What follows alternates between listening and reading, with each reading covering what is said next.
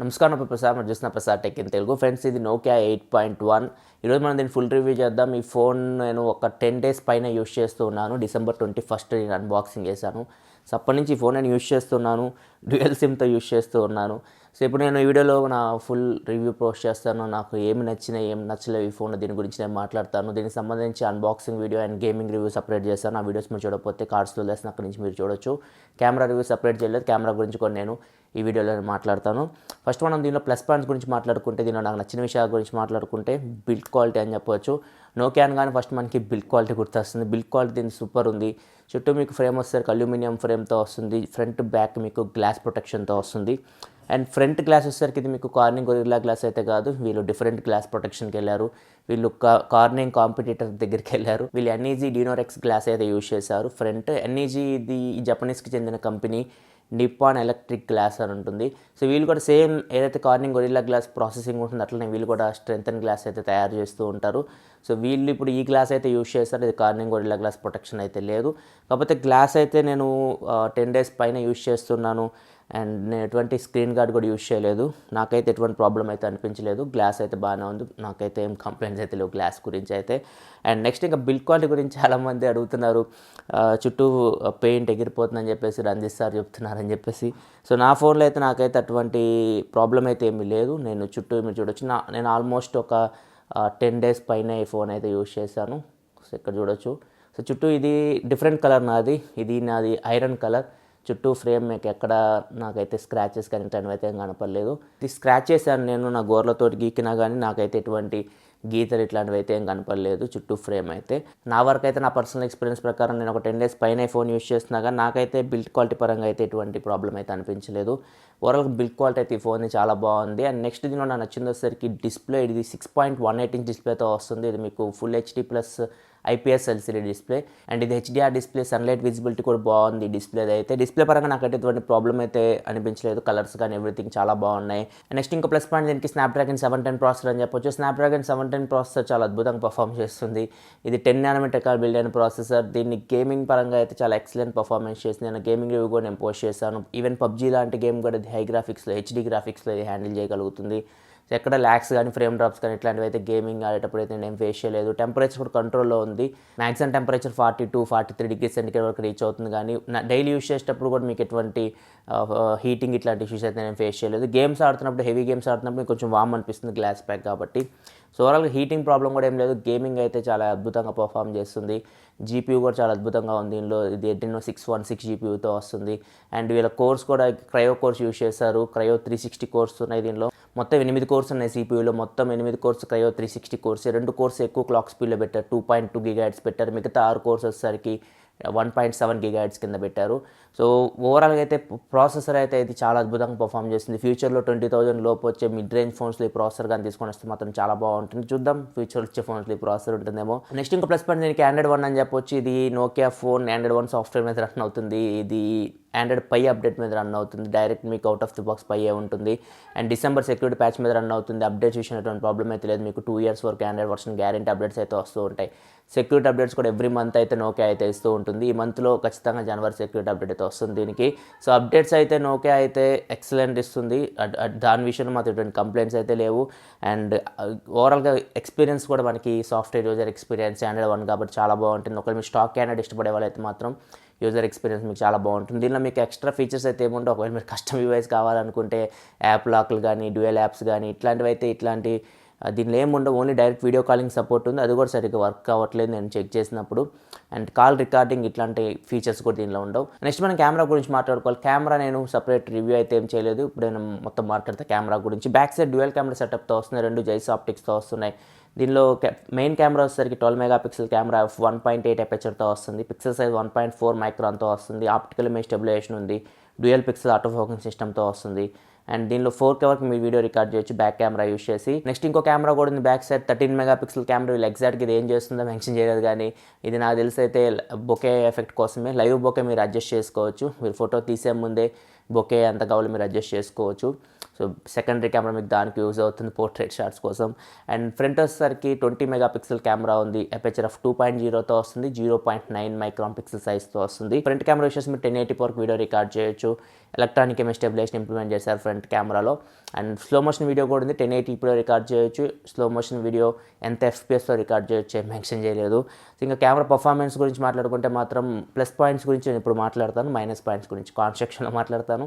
First దీనిలో నాకు నచ్చింది వచ్చేసరికి మ్యాక్రో షాట్ చాలా బాగా వస్తుంది. మీరు దగ్గరికి వెళ్ళి ఫోటో తీసినప్పుడు డెప్త్ ఎఫెక్ట్ కానీ లేకపోతే మీ కలర్ రీప్రొడక్షన్ కానీ చాలా బాగుంటుంది ఈ కెమెరాలో. అండ్ ఫ్రంట్ కెమెరా లో లైట్ పర్ఫార్మెన్స్ చాలా బాగుంది. ఫ్రంట్ కెమెరా మరీ లో లైట్కి వెళ్ళి ఫోటో తీసినా కానీ చాలా బాగా వస్తున్నాయి. నేను OnePlus 60 నా దగ్గర దాంతో కంపేర్ చేసి చూసినా కానీ ఇక్కడ చూడొచ్చు మీకు ఫ్రంట్ కెమెరా అయితే లో లైటింగ్లో తక్కువ లైట్ ఉన్నప్పుడు చాలా బాగా పర్ఫామ్ చేస్తుంది. సో ఇది ఒక ప్లస్ పాయింట్ అని చెప్పొచ్చు. And back camera video quality కూడా బాగుంది. డైలైట్ కండిషన్లో మీకు 4Kలో ఇది వీడియో రికార్డ్ చేయొచ్చు మీరు. వీడియో క్వాలిటీ బాగుంది.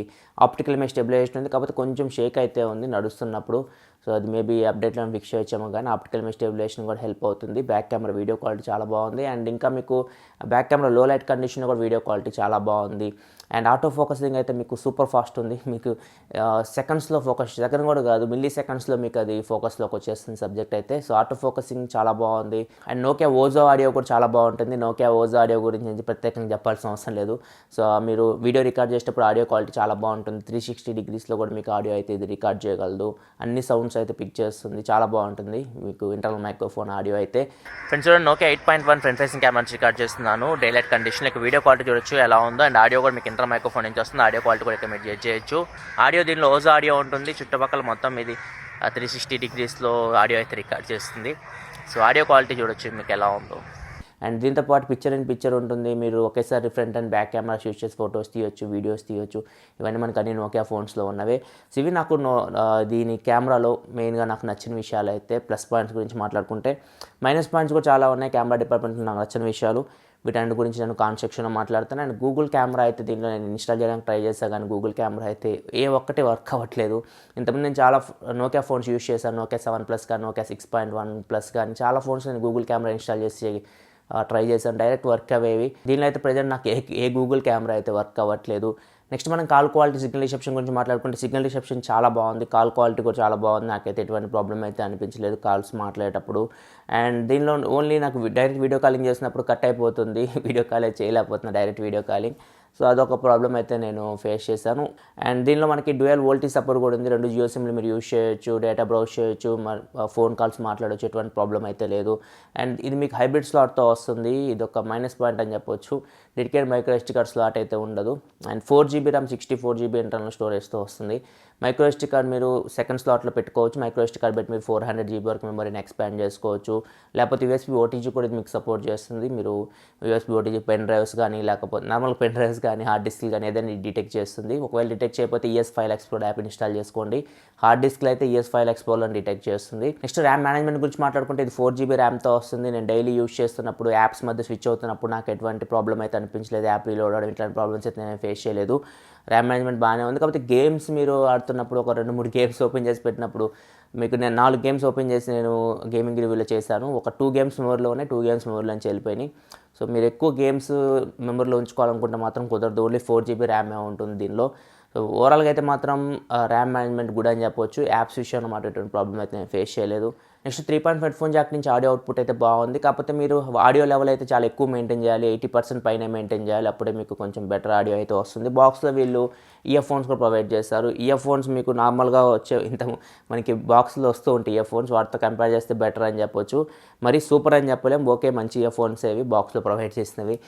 లేదనుకుంటే మీరు మంచి బెస్ట్ అవుట్పుట్ కావాలంటుంటే మాత్రం ఖచ్చితంగా మీరు మంచి హెడ్ ఫోన్స్ ఉంటే మీ దగ్గర మంచి అవుట్పుట్ అయితే మీకు హెడ్ ఫోన్ జాక్ నుంచి అయితే వస్తుంది. సో మరీ సూపర్గా వెళ్ళిపోకండి. మీకు LG G7 థింక్ ఇట్లాంటి వాటిలో మీకు సపరేట్ డ్యాక్ ఉంటుంది, DTX సౌండ్ ఉంటుంది. వాటిలో అవుట్పుట్ మీకు చాలా అద్భుతంగా ఉంటుంది ఆడియో అవుట్పుట్ అయితే వింటున్నప్పుడు. వీటిలో మరీ అట్లా ఎక్స్పెక్ట్ చేయకండి. కానీ ఓవరాల్గా అయితే ఆడియో అవుట్పుట్ కూడా 3.4 జాక్ నుంచి బాగుంది. ఇంకా బెటర్ కావాలంటే మాత్రం సూపర్ ఎక్స్పీరియన్స్ కావాలంటే మాత్రం LG G7 థింక్ అట్లాంటి మోడల్స్ తీసుకోండి. ఆడియో అవుట్పుట్ అయితే మీకు అదిరిపోయింది హెడ్ ఫోన్ జాక్ నుంచి. నెక్స్ట్ దీనిలో ఒకటే స్పీకర్ ఉంది, స్టీరియో స్పీకర్స్ అయితే లేవు. బాటంలో సింగిల్ స్పీకర్ ఉంటుంది. స్పీకర్ మీకు మరీ ఎక్సలెంట్ అని చెప్పలేము, మరీ మీడియం లో అని చెప్పలేము, గుడ్ అని చెప్పొచ్చు, మిడిల్లో ఉంటుంది. మీకు నార్మల్గా ఇట్లాంటి సిచ్యువేషన్లో ఎవరు లేనప్పుడు ఇట్లాంటి టైంలో మీరు మూవీస్ ఇట్లాంటి చూడాలనుకున్నా కానీ మీకు లౌడే ఉంటుంది స్పీకర్ అయితే. ఇది కాబట్టి మీరు బయటికి వెళ్ళారనుకోండి కొంచెం నాయిస్ ఎన్విరాన్మెంట్లోకి వెళ్తే మాత్రం స్పీకర్ అయితే మీకు మరి అంత ఎక్కువ అవుట్పుట్ అయితే ఏం రావట్లేదు. స్టీరియో స్పీకర్స్ ఇవ్వాల్సింది, స్టీరియో స్పీకర్స్ కూడా మిస్ అవుతున్నాయి. నెక్స్ట్ దీనిలో మనకి ఏమున్నాయి ఏం లేవో చూసుకుంటే ఇది మీకు డ్యూయల్ బ్యాండ్ వైఫై సపోర్ట్ చేస్తుంది, NFC ఉంది, అండ్ స్క్రీన్ కాస్టింగ్కి సపోర్ట్ చేస్తుంది, అండ్ వైడ్ బ్యాండ్ L1 కూడా సపోర్ట్ చేస్తుంది. మీరు అమెజాన్ ప్రైమ్ కానీ నెట్ఫ్లిక్స్ కానీ ఇట్లాంటివి HD క్వాలిటీలో మీరు చూడొచ్చు. నెక్స్ట్ దీనిలో మీకు FM రేడియో ఉంది, ట్యాగ్ బ్యాక్ ఫీచర్ కూడా ఉంది, డైరెక్ట్ ఉంటుంది యాక్సెసిబిలిటీలో సెట్టింగ్స్లో మీకు ట్యాగ్ బ్యాక్ ఫీచర్. ఎవరైనా బ్లైండ్ పీపుల్ ఉంటే అది మీరు యూజ్ చేయొచ్చు. అండ్ దీనిలో ఏం లేవో చూసుకుంటే దీనిలో మీకు IR బ్లాస్ట్ అయితే లేదు, అండ్ మిగతావన్నీ ఉన్నాయి కావాల్సినవన్నీ. అండ్ నెక్స్ట్ సెన్సార్స్ గురించి మాట్లాడుకుంటే దీనిలో మీకు కావాల్సిన సెన్సార్స్ అన్నీ ఉన్నాయి. యాక్సిలెరోమీటర్, జైరోస్కోప్, ప్రాక్సిమిటీ అన్ని సెన్సార్స్ ఉన్నాయి. అన్ని సెన్సార్స్ మీకు బాగానే వర్క్ అవుతుంది. ఆటో బ్రైట్నెస్ సెన్సార్ మీకు చాలా స్లో ఉంది, అడ్జస్ట్ చేసుకుంటుంది కానీ maximum situation auto brightness sensor off చేసి మాన్యువల్గానే అడ్జస్ట్ చేసుకుంటున్నాను. చాలా స్లో ఉంటుంది, అండ్ ఒక్కోసారి మనకు కావాల్సిన దానికంటే తక్కువ స్క్రీన్ బ్రైట్నెస్ తీసుకెళ్ళిపోతుంది, మరీ తక్కువ ఉంటుంది బ్రైట్నెస్, మళ్ళీ నేను అడ్జస్ట్ చేసుకోవాల్సి వస్తుంది. అదొక్కటి కొంచెం ప్రాబ్లం ఫేస్ చేసే సెన్సార్ విషయంలో. మిగతా సెన్సార్స్ అని బాగానే వర్క్ అవుతున్నాయి. ఫింగర్ ప్రింట్ సెన్సార్ కూడా మీకు బ్యాక్ సైడ్ ప్రొవైడ్ చేస్తారు. ఫింగర్ ప్రింట్ సెన్సార్ మీకు ఇక్కడ చూడొచ్చు. ఫింగర్ ప్రింట్ సెన్సార్ అయితే మీకు ఫాస్ట్ ఉంది, ఇక్కడ చూడొచ్చు. మరి సూపర్ ఫాస్ట్ అని చెప్పలేము, ఒక హాఫ్ సెకండ్ టైం తీసుకుంటుంది, ఫోన్ అయితే అన్లాక్ అవుతుంది. యాక్యురసీ అయితే చాలా బాగుంది. ఫింగర్ ప్రింట్ సెన్సార్ ఫెయిల్ అవ్వడం ఇట్లాంటి ప్రాబ్లమ్స్ అయితే నేనేం ఫేస్ చేయలేదు. అండ్ ఇది స్టాక్ ఆండ్రాయిడ్తో వస్తుంది కాబట్టి మీకు ఫేస్ అన్లాక్ అయితే ఉండదు, ఓన్లీ మీరు ఫింగర్ ప్రింట్ సెన్సార్ మీద డిపెండ్ అవ్వాలి. ఫింగర్ ప్రింట్ సెన్సార్ మీకు చాలా బాగా వర్క్ అవుతుంది. Finger print censor best security పరంగా అయితే ఫేస్ అన్లాక్ అయితే ఎప్పుడు నేను రికమెండ్ చేయను. అండ్ నెక్స్ట్ మనం బ్యాటరీ గురించి మాట్లాడుకుంటే దీనిలో 3500 mAh బ్యాటరీ లభిస్తుంది. వీళ్ళు చెప్పింది బాక్స్ మీద కూడా మెన్షన్ చేశారు 2 day బ్యాటరీ లైఫ్ అని చెప్పేసి. 2 days బ్యాటరీ లైఫ్ అయితే మీకు దీనిలో రాదు. సో నేనైతే డ్యూయల్ సిమ్ యూస్ చేస్తున్నాను, నాకైతే 4 hours to 4.5 hours మధ్యలో స్క్రీన్ ఆన్ టైం అయితే వస్తుంది. అండ్ దీనికి నేను 2 కనెక్ట్ చేశాను, వాచ్ కనెక్ట్ చేశాను అండ్ హానర్ బ్యాండ్ కనెక్ట్ చేశాను. సో ఈ 2 ఎప్పుడు రన్నింగ్లో ఉంటాయి యాప్స్. ఇక్కడ మీరు చూడొచ్చు, అక్కడ స్క్రీన్ మీద మీకు కనపడుతూ ఉంటాయి, ఎప్పుడు ఇవి బ్యాక్గ్రౌండ్లో రన్ అవుతూనే ఉంటాయి. సో ఇదొకటి మైనస్ పాయింట్ అని చెప్పొచ్చు నాకు, కొంచెం బ్యాటరీ తగ్గడానికి. సో మీకైతే కొంచెం ఎక్కువ బ్యాటరీ లైఫ్ అయితే రావచ్చు. సో నా ఎక్స్పీరియన్స్ ప్రకారం డ్యూయల్ సిమ్ మీరు యూస్ చేస్తే మాత్రం అండ్ మొబైల్ డేటా మీద యూస్ చేస్తే మీకు 5 hours లోపే మీకు స్క్రీన్ ఆన్ టైం అయితే వస్తుంది. అంతమించి ఎక్కువ అయితే ఎక్స్పెక్ట్ చేయకండి. ఈవినింగ్ అయితే ఖచ్చితంగా మీరు ఛార్జింగ్ అయితే పెట్టుకోవాలి. 2 days బ్యాటరీ లైఫ్ అయితే ఖచ్చితంగా దీనిలో మీకు ఎక్స్పెక్ట్ చేయకండి. ఒక 1 day అయితే వస్తుంది మీరు యూజ్ చేసే దాన్ని బట్టి. అండ్ నెక్స్ట్ దీనిలో ఛార్జింగ్ గురించి మాట్లాడుకుంటే బాక్స్లో మీకు ఫాస్ట్ ఛార్జ్ అయితే ప్రొవైడ్ చేస్తున్నారు. సో ఈ ఫోన్ నేను 10% నుంచి 100% ఛార్జ్ అవ్వడానికి దగ్గర 1 hour 40 minutes వరకు టైం పట్టింది. ఈ ఫోన్ మీరు ఫుల్ ఛార్జ్ చేయాలంటే 1 hour 45 to 1 hour 50 minutes వరకు ఇది మ్యాక్సిమం అయితే టైం అయితే తీసుకుంటుంది మీకు. ఇవి నాకు దీనిలో నచ్చిన విషయాల గురించి మాట్లాడుకుంటే, నెక్స్ట్ దీనిలో నాకు నచ్చిన విషయాల గురించి మాట్లాడుకుంటే, కాన్స్ గురించి మాట్లాడుకుంటే, దీనిలో బాక్స్లో ఎటువంటి కేస్ వీల్ ప్రొవైడ్ చేయట్లేదు, ఇది మైనస్ పాయింట్ అని చెప్పొచ్చు. సో నాకైతే ఇది నార్మల్గా యూజ్ చేసేటప్పుడు ఇది గ్లాస్ బ్యాగ్ కాబట్టి జారిపోతూ ఉంది, చాలా జాగ్రత్తగా ఉండాలి. ఖచ్చితంగా మీరు ఈ ఫోన్ కొన్నామంటే ఒకవేళ మీరు ఆర్డర్ పెడితే దీంతో పాటు మీరు కేస్ కూడా ఆర్డర్ పెట్టుకోండి. సో ఇది చాలా ప్రాబ్లం క్రియేట్ చేస్తుంది మీకు. ఫోన్ జారిపోయిందంటే గ్లాస్ కాబట్టి మీకు ఇది పగిలిపోవడానికి ఛాన్స్ అయితే ఎక్కువ ఉంది. బాక్స్లో వీళ్ళు అట్లీస్ట్ సిలికాన్ కేస్ ఒకటి ప్రొవైడ్ చేయాల్సింది, అది మిస్ అవుతుంది. అండ్ నాచ్ కూడా మీకు ఇక్కడ చూడొచ్చు, ఇది చాలా పెద్ద నాచ్ ఇస్తున్నారు. సో దీనిలో నోటిఫికేషన్ లైట్ కూడా లేదు, నాచ్ అయితే మీకు చాలా పెద్దగా ఉంది. నోటిఫికేషన్ లైట్ ప్లేస్లో వీళ్ళు యాంబియంట్ డిస్ప్లే అని ఉంటుంది. సో ఇది మీకు ఏమైనా మిస్ కాల్స్ వచ్చినా, నోటిఫికేషన్స్ వచ్చినా డిస్ప్లే అయితే మీకు ఒకసారి లైట్ అప్ అవుతుంది, అవి కనపడతాయి, తర్వాత మళ్ళీ డౌన్ అయిపోతుంది. మీరు అట్లా యూస్ చేసుకోవచ్చు యాంబియంట్ డిస్ప్లేని. నెక్స్ట్ కెమెరా యూఐలో ల్యాగ్స్ చాలా ఉన్నాయి. కెమెరా నేను యూస్ చేసినప్పుడు చాలా ఇరిటేషన్ వచ్చింది నాకు. నేను ముఖ్యంగా ఫొటోస్ తీసేటప్పుడు, ముఖ్యంగా బోకే షాట్స్ తీసేటప్పుడు యూఐలో అయితే చాలా ల్యాగ్స్ ఉన్నాయి. సో కెమెరాస్లో ఒకసారి టచ్ చేసినప్పుడు కూడా ఆప్షన్ ఓపెన్ కొంచెం టైం తీసుకొని ఓపెన్ అవుతూ ఉంటాయి. సో ఈ కెమెరా ఖచ్చితంగా మీరు ఈ ఫోన్ యూస్ చేసేటప్పుడు మాత్రం కెమెరా యూఐలో మాత్రం చాలా ల్యాగ్స్ ఫేస్ చేస్తుంటారు, చాలా ఇరిటేషన్ అయితే మీకు వస్తుంది, అదొకటి చెప్పగలను నేను. అండ్ నెక్స్ట్ ప్రాబ్లమ్స్ అన్ని కెమెరా డిపార్ట్మెంట్లో ఉన్నాయి. కెమెరా డిపార్ట్మెంట్లో చాలా ప్రాబ్లమ్స్ ఉన్నాయి. ముఖ్యంగా ఫస్ట్ నాకు పోర్ట్రేట్ షాట్స్ నచ్చలేదు. పోర్ట్రేట్ షాట్స్ చూస్తే ఇక్కడ మీకు ఎడ్జ్ డిటెక్షన్ చాలా ప్రాబ్లం ఉంది. ఇక్కడ చూడొచ్చు, కంప్లీట్గా మనకి ఎడ్జెస్ అయితే సరిగ్గా డిటెక్ట్ చేయలేకపోతుంది. సో ఇదొక ప్రాబ్లం అయితే నేను ఫేస్ చేశాను. పోర్ట్రేట్ షాట్స్ ఇంకా బెటర్ ఉండాలనిపించింది. నెక్స్ట్ దీనిలో మీకు డైనమిక్ రేంజ్ కూడా యావరేజ్ ఉంది. HDR కూడా మీకు అంత అద్భుతంగా పర్ఫార్మెన్స్ అయితే ఏం లేదు. HDR ఆన్ చేసినా కానీ మీకు పెద్ద డిఫరెన్స్ అయితే ఏమీ లేదు. అండ్ దీన్ని కొన్ని ఫొటోస్ నేను OnePlus 60 తోటి కంపేర్ చేస్తే డైనమిక్ రేంజ్ ఇక్కడ చూడొచ్చు, మీకు డిఫరెన్స్ మీకు అర్థమైపోతుంది. డైనమిక్ రేంజ్ యావరేజ్ ఉంది. గూగుల్ కెమెరా వర్క్ అయితే కొంచెం బెటర్, ఎందుకంటే దానిలో HDR+ ఉంటుంది. దాన్ని ఆన్ చేస్తే మనకి కొంచెం బెటర్ పిక్చర్స్ వస్తాయి.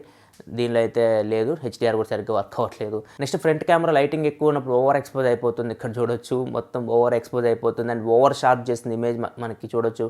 నా స్కిన్ చూడొచ్చు మీకు చాలా షార్ప్గా కనపడుతూ ఉంది. సో ఇది నాకు నచ్చలేదు. ఓవర్ షార్ప్ చేస్తుంది ప్లస్ ఓవర్ ఎక్స్పోజ్ అవుతుంది. ఈ 2 ప్రాబ్లమ్స్ నేను ఫేస్ చేశాను ఫ్రంట్ కెమెరా విషయంలో. అండ్ దీనిలో మీకు ఆప్టికల్ ఇమేజ్ స్టెబిలైజేషన్ ఉంది. కాకపోతే మీకు కొంచెం వీడియోలో షేక్ అయితే మీకు ఉంటుంది. ఇక్కడ చూడొచ్చు OnePlus 60తో కంపేర్ చేస్తే డే లైట్ కండిషన్లో మీకు OnePlus 60లో OIS ప్లస్ EIS ఉంటుంది. సో కొంచెం ఆ షేక్ అయితే మీకు తక్కువ ఉంటుంది OnePlus 60లో. దీనిలో మాత్రం షేక్ చూడొచ్చు, ఓన్లీ ఆప్టికల్ ఇమేజ్ స్టెబిలైజేషన్ ఉంది. కాకపోతే ఇది ఒక ప్లస్ పాయింట్. లో లైటింగ్ కండిషన్లో మీరు వీడియో రికార్డ్ చేస్తే ఇక్కడ చూడొచ్చు OnePlus 60తో కంపేర్ చేస్తే Nokia 8.1 వీడియోని మీకు కొంచెం బెటర్ ఉంది.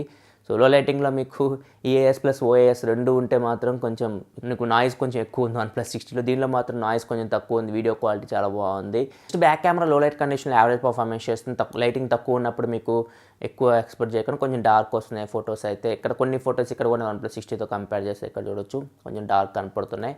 సో బ్యాక్ కెమెరా మీకు లో లైటింగ్లో మరి ఎక్కువ ఎక్స్పెక్టేషన్స్ అయితే పెట్టుకోకండి. సో ఓవరాల్గా లైట్ ఉన్నప్పుడు మాత్రం చాలా బాగా పర్ఫామ్ చేస్తుంది. ఎటువంటి ప్రాబ్లం అయితే లేదు. మరీ లో లైటింగ్లో కొంచెం యావరేజ్ పర్ఫార్మెన్స్ చేస్తుంది. నెక్స్ట్ ఫ్లాష్ కూడా మీకు అంత బ్రైట్ లేదు. ఇక్కడ చూడొచ్చు ఫ్లాష్ ఆన్ చేసి ఫోటో తీస్తే మీకు ఫ్లాష్ మీకు మరీ అంత బ్రైట్గా అయితే రాలేదు. అండ్ ఫ్రంట్ ఫ్లాష్ ఇచ్చారు కానీ అది స్క్రీన్ ఫ్లాష్, అది డెడికేటెడ్ ఫ్లాష్ అయితే లేదు ఫ్రంట్. అది కూడా మీకు అంత ఉపయోగం అయితే ఏం లేదు ఫ్రంట్ ఫ్లాష్ వల్ల. ఇవన్నీ నేను కెమెరా డిపార్ట్మెంట్లో ఫేస్ చేసిన ప్రాబ్లమ్స్ అయితే. కొన్ని మనం గూగుల్ కెమెరాతో సాల్వ్ చేయొచ్చు, కాబట్టి గూగుల్ కెమెరా అయితే దీనిలో వర్క్ అయితే అవ్వట్లేదు. ఇది ఓవరాల్గా నా ఎక్స్పీరియన్స్ Nokia 8.1 తోటి. ఈ ఫోన్ కొనొచ్చా అంటే ఈ ఫోన్ మంచి ఫోనే, కాకపోతే కొన్ని ప్రాబ్లమ్స్ అయితే ఉన్నాయి. ముఖ్యంగా కెమెరా డిపార్ట్మెంట్లో వాటిని సాల్వ్ చేయాలి. అండ్ ప్రైస్ కూడా కొంచెం ఎక్కువ ఉంది. ఇది 27,000కి కొన్నాను నేను. వీళ్ళేదో ఆఫర్ అది అన్నారు కానీ నేనైతే కొనింది అయితే 27,000కి. నాకేమైతే ఆఫర్ అయితే రాలేదు. సో ప్రైస్ 27,000 కొంచెం ఎక్కువ అని చెప్పొచ్చు. 24,000, 24,000 దగ్గర తీసుకొస్తే చాలా బాగుండేది. ఓవరాల్ ఎక్స్పీరియన్స్ అయితే బాగానే ఉంది, కానీ కెమెరా డిపార్ట్మెంట్లో కొన్ని ప్రాబ్లమ్స్ అయితే ఉన్నాయి. చూడాలి మరి వాటిని అప్డేట్స్ ఏమన్నా ఫిక్స్ చేస్తారేమో. ఇది ఓవరాల్గా నా రివ్యూ Nokia 8.1 మొత్తం చూసారు, ప్రోస్ అండ్ కాన్స్. దాని ప్రకారం మీరు డిసైడ్ అవ్వండి ఫోన్ కొనుక్కోవద్దు. వీడియో నేస్తే లైక్ చేయండి. మరిన్ని వీడియోస్ కోసం మన ఛానల్ సబ్స్క్రైబ్ చేసుకోండి. ఎందుకని ఇలా మీకోసం mobile reviews, unboxings and informative videos తీసుకొస్తూ ఉంటాను. This your Prasad signing off. Thanks for watching. By by now.